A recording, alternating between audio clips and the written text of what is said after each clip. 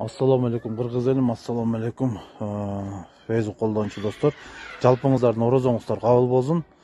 Мен азыр мыяктан bir видео көрүп алып, жаным чыгып атат да, чындыгындачы.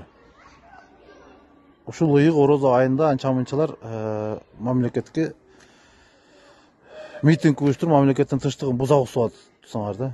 Тактып айса мына кече кара суулук туугандар митингге чыгып, ой мындай кылат дегентип, баягы азикени дагы деле ак бериште кылып атсаңар таза.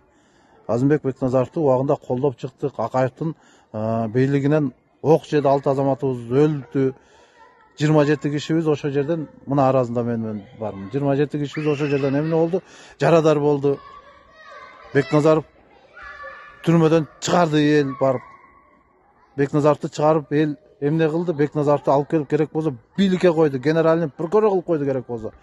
Генеральный прокурор болуп турганда, ой Аксок Каязына чекит коюп берем, Аксок Каязына аткандарды, аттыргандарды, күнөөлөрдүн баарын керек болсо жоопко тартып берем деди. Эмне кылды? Жоопко тарткан жок. Алар менен керек болсо содалашты, керек болсо. Өзүнүн чөнтөгүн кампайтты чындыгында.